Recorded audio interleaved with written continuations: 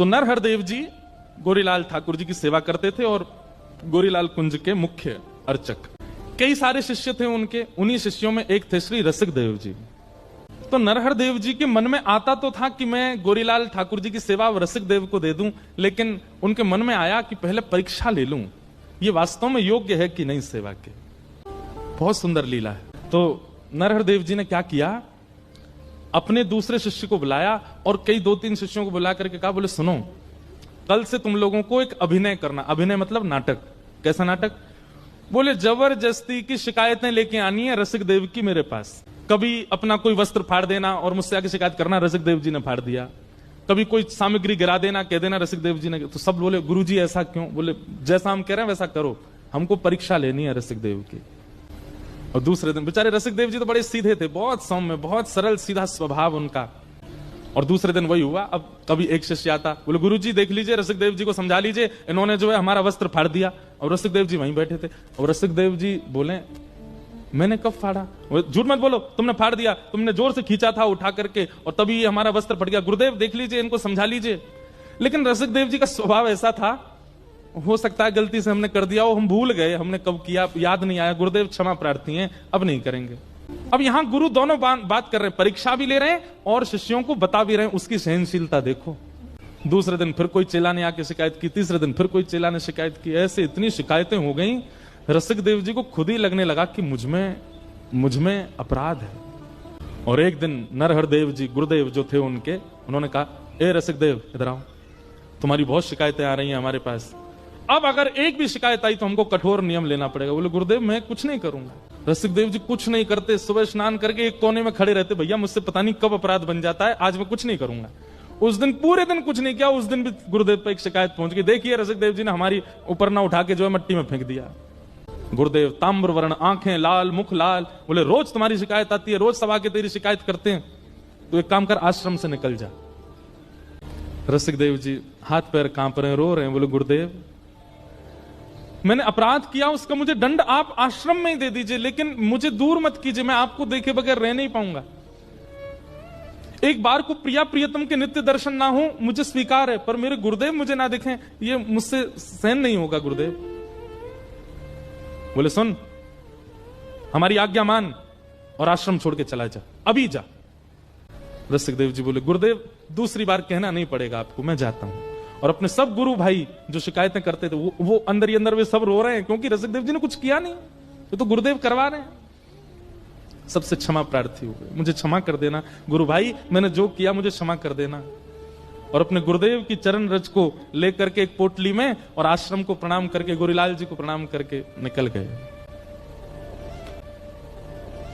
और यमुना तट पर जाकर के इतना रोए, इतना विरह व्याकुल, अपने हृदय पर हाथ रख करके बस रुदन करते रहते हैं। 1 दिन 2 दिन 3 दिन बीत गए, भोजन अन्न जल कुछ ग्रहण नहीं किया। लेकिन रसिक देव जी के इतनी ख्याति थी कि उनके कई वैष्णव बाहर के ऐसे थे ब्रजवासी जो उनको घेरे रहते थे, तो वे सब लाते, उनको प्रसाद पवा देते, उनकी सेवा कर देते। पर रसिक देव जी व्याकुल पड़े रहते, मेरे गुरुदेव ने मुझे दूर कर दिया अपने से। यमुना तट पर बैठे हैं, कुछ दिन लगे उनको ठीक होने में, संभलने में। कुछ दिन बाद संभल गए, वृंदावन की परिक्रमा करते, रच का तिलक करते, यमुना जी को प्रणाम करते, अपना भजन करते, गुरुदेव का मानसी चिंतन करते, मन में चिंतन करते। लेकिन एक दिन इतनी व्याकुलता बढ़ गई, बिना गुरुदेव को देखे महीनों निकल गए हैं। तब उन्होंने अपने एक साथी को बुलाया और कहा सुनो, बोले एक सेवा करोगे? बोले क्या? मेरा नाम मत लेना, पर तुम जाओ और गुरुदेव से जाके निवेदन करो कि गुरुदेव स्नान करने के बाद जो उनके पुराने वस्त्र होते हैं ना, वो तुम्हें दे दिया करें। तुम ऐसा कहना कि तुम धो के सुंदर उनको इत्र आदि लगा करके स्वच्छ करके गुरुदेव को दे दोगे, पर तुम लाके मुझे दे दिया करना, मुझे एक सेवा तो गुरुदेव की मैं यहां बैठे बैठे करूं। वो व्यक्ति गया और नरहरदेव जी से जाके निवेदन किया, गुरुजी हमारी प्रार्थना है कि आपके जो वस्त्र हैं वो धोने की सेवा हमारे परिवार को मिले। नरहरदेव जी बोले अरे तो इसमें क्या बात, ठीक है कल से हम तुमको दे दिया करेंगे।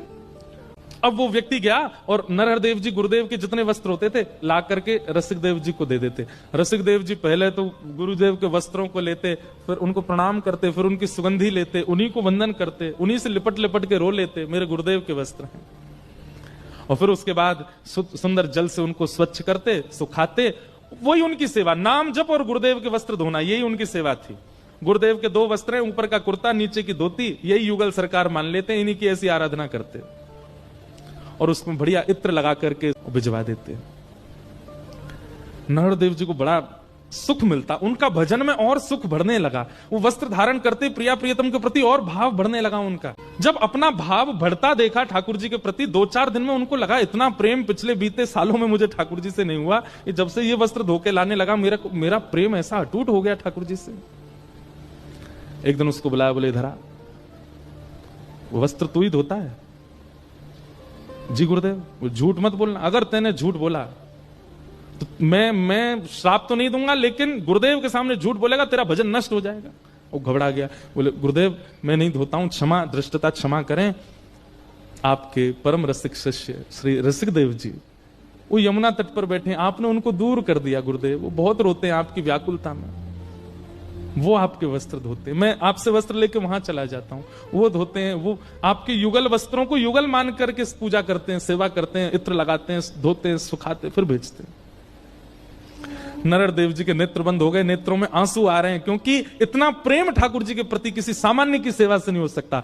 लेकिन नरहरदास जी ने अपने चेहरे, अभी परीक्षा पूरी नहीं हुई और महाराज उतार करके वस्त्र उसके मुंह पर मार दिए। बोले सुन, लेकर के जा और उसके मुंह पर मार करके बोलियो अभी तो आश्रम से निकलना, मेरी आज्ञा है, वृंदावन छोड़ के चला जाए, छोड़ दे वृंदावन। वो घबरा गया, बोले गुरुदेव ऐसा मत। बोले नहीं तो तुझे भी निकाल दूंगा, जाकर के कह दे उसको वृंदावन छोड़ के चला जाए। अब वो जो रोज गुरु जी के वस्त्र लाता था, आज वो रोता रोता रसिक देव जी तो प्रतीक्षा करते थे गुरुदेव के वस्त्र आ रहे होंगे, बड़े व्याकुल दौड़ करके आधे रास्ता में बोले आज तुम खाली आता है, वस्त्र नहीं लेकर के आए गुरुदेव के चरणों में गिर गया, बोले कि मुझे क्षमा कर दें, गुरुदेव ने एक आज्ञा दी है और मैं वो आपको सुनाना चाहता हूं। रसिक देव जी बोले मेरे लिए आज्ञा दी? बोले हाँ। बोले क्या आज्ञा? बोले गुरुदेव कह रहे हैं कि आप वृंदावन छोड़, उन्हें पता चल गया कि आप सेवा कर रहे हैं वस्त्रों की, इसलिए गुरुदेव ने आज्ञा दी है कि आप वृंदावन छोड़ के चले जाओ। सुनते ही रसिक देव जी के नेत्र सजल हो गए, विचार कर रहे हैं ऐसा अपराध मैंने क्या किया, आश्रम से निकाल दिया, वृंदावन से भी दूर। अरे गुरुदेव के अलावा ये वृंदावन ही तो था, ये लता गुल्म पत्र यमुना जी और ये रज ही तो थी जिससे मेरे प्राण बच रहे थे, अब इससे दूर कैसे जाऊं? लेकिन गुरु की आज्ञा है, जो उनकी थोड़ी बहुत सामग्री थी उठा करके अपने कंधे पर टांग करके श्री रसिक देव जी वृंदावन छोड़ के चले गए और वृंदावन छोड़ करके अब मथुरा में रहने लगे। कम से कम ब्रज में तो रहूं। अब फिर वही हुआ, महीनों तक तो उनको लगा ठीक होने में, महीनों बाद जब रसिक देव जी ठीक हुए, थोड़े व्यवस्थित हुए, गुरुदेव की याद आने लगे, तो ठीक होकर के अब सोचने लगे गुरुदेव के दर्शन तो कर नहीं सकता, वस्त्र भी छू नहीं सकता, कैसे क्या करूं? लोग बाग आते थे रसिक देव जी से मिलने, दान दक्षिणा चढ़ाते थे, रसिक देव जी सब इकट्ठी करते, पहले तो लेते ही नहीं थे लेकिन फिर इकट्ठी करने लगे, और इकट्ठी करके महीना में जितनी दक्षिणा इकट्ठी होती, किसी सेठ को बुलाते मथुरा के और सेठ से कहते सुनो वृंदावन में गोरीलाल कुंज है ना, वहां जाना और वहां के जो श्री महाराज जी हैं उनको अपनी तरफ से, मेरा नाम नहीं लेना, अपनी तरफ से निवेदित कर देना, कह देना ठाकुर जी की सेवा के लिए कुछ दक्षिणा है। सेठ जाता, सेठ गया, जाकर के महाराज खूब सारा धन, जैसे ही उसने नरहरदेव जी को प्रणाम, बोले ठाकुर जी की सेवा के लिए, उत्सव के लिए थोड़ी राशि है महाराज जी, स्वीकार करो। महाराज जी बोले अरे वाह भैया बढ़िया, अब चलो महाराज ठाकुर जी का बढ़िया उत्सव करेंगे हम इससे। और धन ले लिया, धन लेकर के खूब सुंदर उत्सव किया। उत्सव हुआ वृंदावन में और विश्राम घाट मथुरा में नाच रहे थे श्री रसिक देव जी की आज ठाकुर जी का उत्सव हो रहा है, मेरी सेवा कैसे भी गुरुदेव स्वीकार तो कर रहे हैं। रसिक देव जी को अब तो चाव होने लगा, जो भी आकर के कुछ देता सब इकट्ठा करते और इकट्ठा करके फिर उस सेठ को बुलाते, बोले सुनो ये इस महीने गुरुदेव को दे आओ। 2-3 बार सेवा आ गई वृंदावन, चौथी बार नरहरदेव जी के मन में आई, बोले बहुत बड़ा दानवीर नहीं बनना है, ये महीना भर की सबरी कमाई ला करके और यहाँ चरणों में अर्पित कर देता है, ये सेठ इतना बड़ा दानी, इसके चित्त में इतना दान कहां से आ गया? सेठ लोग तो 1 साल में 1 बार दान करते हैं, 10 साल तक गाते हैं, ये हर महीने आ जाता है लेकर के। नरहरदेव जी ने कहा ए सुने धरा सेठ, ये धन तुम्हारा है? बोले जी। उसको भी सौगंध दे दी, बोले देख तेरा नाश हो जाएगा, ऐसा हो जाएगा, मुझसे झूठ मत बोलना, सत्य बताइए धन किसका है? सेठ जी घबरा गए, बोले आपके शिष्य श्री रसिक देव जी वो मथुरा में हैं, महीना में जितने उनके पास शिष्यगण आते हैं, जो भी कुछ चढ़ाते हैं, सब इकट्ठी करके मेरे हाथ भिजवा देते हैं। ताम्र वर्ण हो गया, लाल पड़ गई आंखें गुरुदेव की, और उठा करके सारा धन फेंक दिया उसके ऊपर और कहा लेकर के जाओ इसको और जा करके उसके मुंह पर मारना। उसको आश्रम से निकाल दिया, वृंदावन से निकाल दिया, अब भी पीछा नहीं छोड़ता है, कुछ ना कुछ करके यहां भेजता रहता सामग्री। क्या दिखाना चाहता है?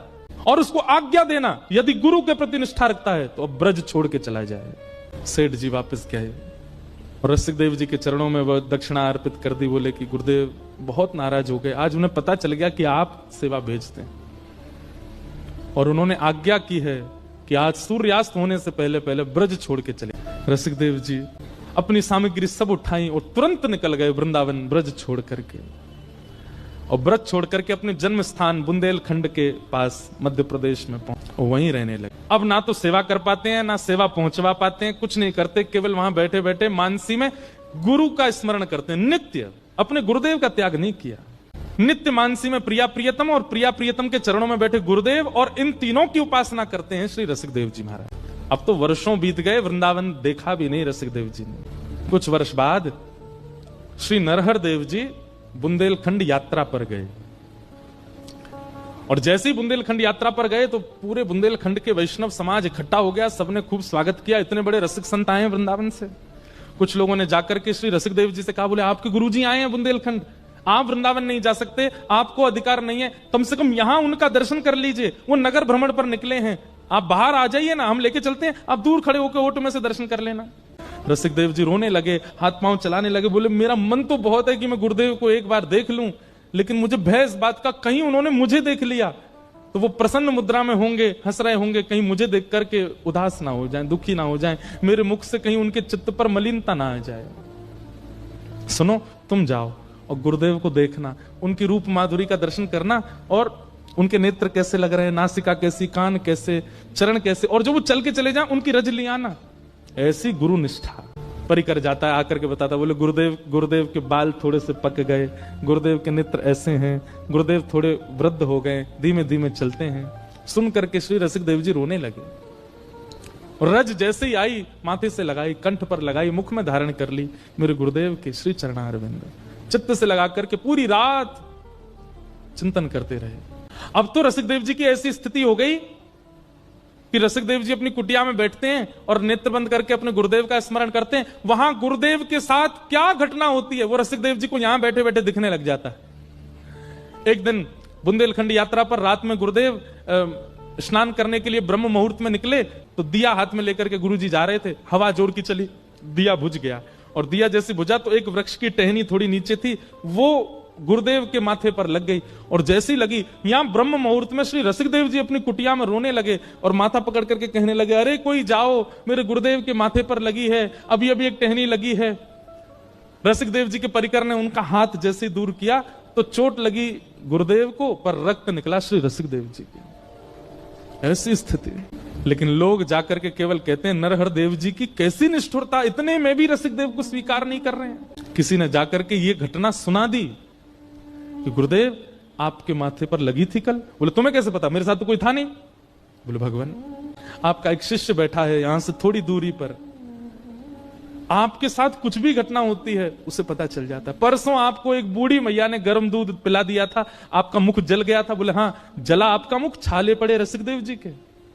बोले उसको स्वीकार। तुरंत अपना जो साथ में था कुछ भी उठाकर बोले भाग यहां से, उसका नाम मत लेना मेरे सामने आकर के। अब तो रसिक देव नरहर देव जी के संग रहने वाले जो और शिष्य थे ना, उन सबको लगने लगा हमारे गुरुदेव की बुद्धि को क्या हो गया है। स्वयं कह करके उसकी शिकायतें करवा दी, हम लोगों से झूठी झूठी शिकायतें सुन करके उसको निकाल दिया, आश्रम से निकाला, वृंदावन से निकाला, ब्रज से निकाला, और अब भी उसको स्वीकार नहीं कर रहे हैं। ये चाहते क्या है।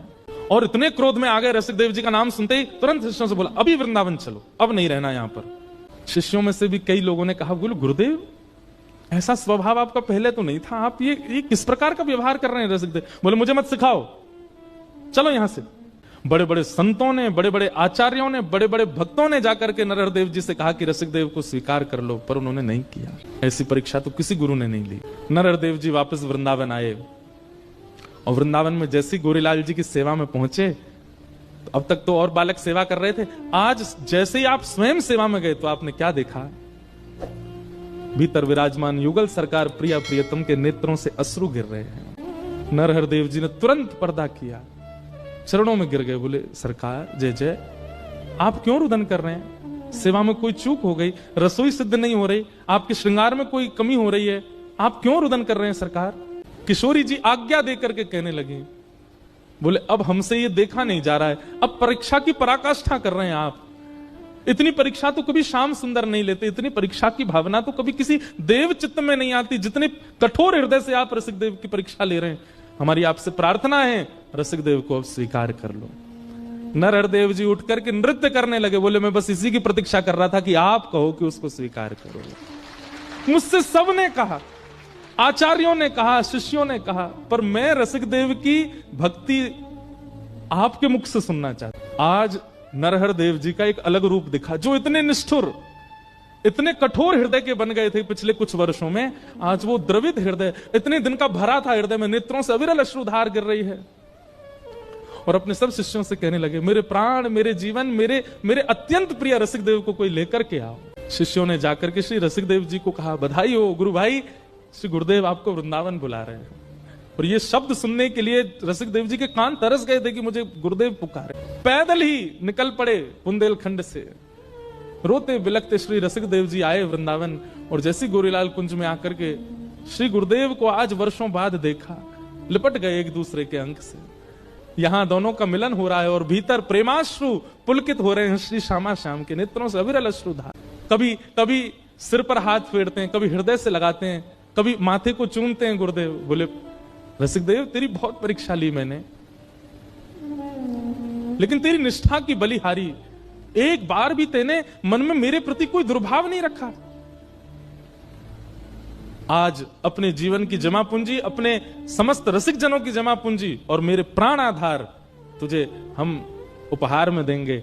और रसिक देव का हाथ पकड़ करके श्री गोरीलाल ठाकुर जी के चरणों में रख दिया। बोले, आज से तेरे जीवन यही है, क्योंकि वृंदावन से निकाला मैंने है और वृंदावन बुलाया इन्होंने है।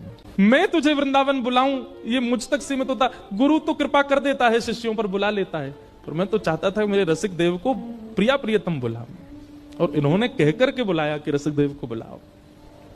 आज से यही तेरे सर्वस्व।